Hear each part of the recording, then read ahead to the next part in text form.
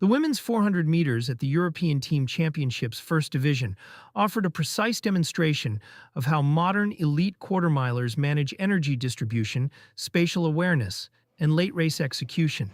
And at the center of this performance model stood Femke Bol, who once again transformed a competitive field into a controlled demonstration of superiority without ever appearing rushed or under pressure. The lane configuration immediately created a layered tactical scenario with Paula Sevilla in lane 4, positioned as an internal reference point, while Natalia Kaczmarek in lane 7 and Bol in lane 6 formed the primary external duel, a structure that naturally favored aggressive stagger exploitation from Kaczmarek, while forcing Bol into a measured response pattern rather than an early confrontation. From the gun, Kaczmarek executed exactly what her profile suggests.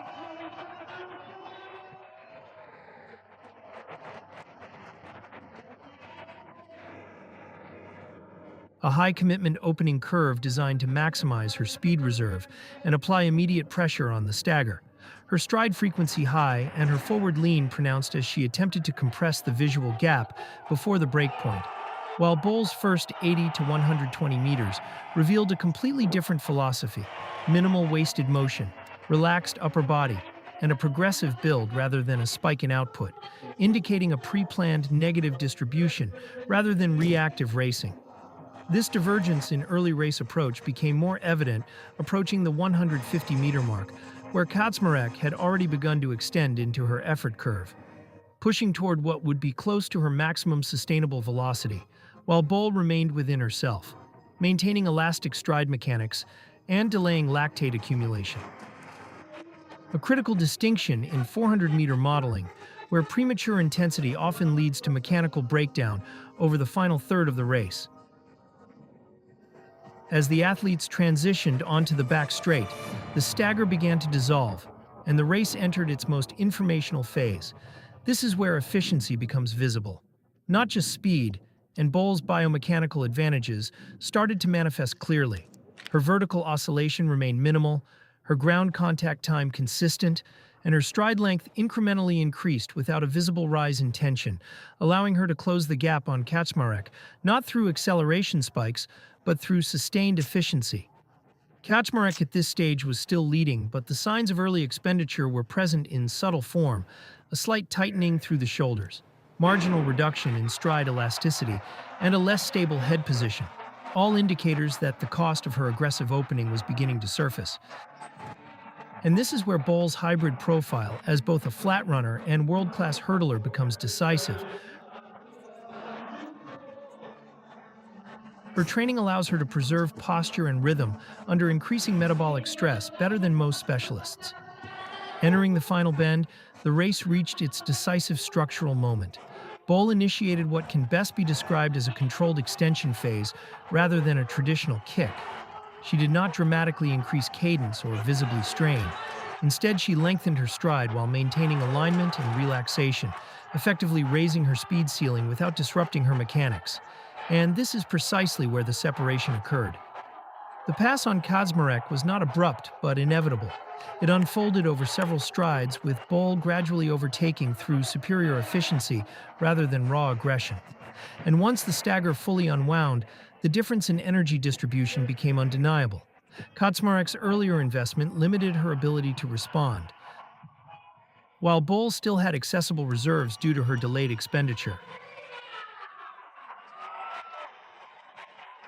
Behind the leading pair, Paula Sevilla delivered one of the most structurally impressive segments of the race. Her positioning entering the home straight did not reflect her final outcome, yet her ability to re-accelerate under fatigue and regain 3 positions highlights a well-developed anaerobic tolerance and competitive awareness. Her personal best of 50.70 is not just a time marker, but an indicator of progression within the European field, suggesting a potential shift in depth behind the established leaders. The final 100 meters further emphasized Bol's unique profile, where many athletes experience visible deceleration characterized by reduced stride length and increased muscular tension. Bol maintained composure. Her stride remained open, her arm carriage controlled, and her head stable, allowing her to continue gaining distance rather than simply holding position.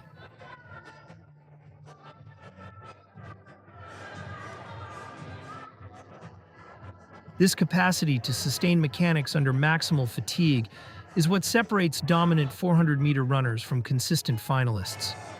Her finishing time of 49.48, a championship record, carries significance beyond the number itself. At this stage of the season, such a performance indicates that her aerobic base and speed endurance are already at a level typically reserved for peak competition phases. And considering her dual focus on both the flat 400 meters and the hurdles, this level of efficiency suggests an exceptionally well-balanced training cycle. For Kaczmarek, the race provides a clear analytical reference point. Her early phase aggression remains one of her strengths, but the cost of that approach becomes critical when facing an athlete capable of absorbing pressure and responding late with greater efficiency. The margin of over half a second at this level is substantial and reflects not just a difference in form on the day, but a structural gap in race modeling and energy conservation.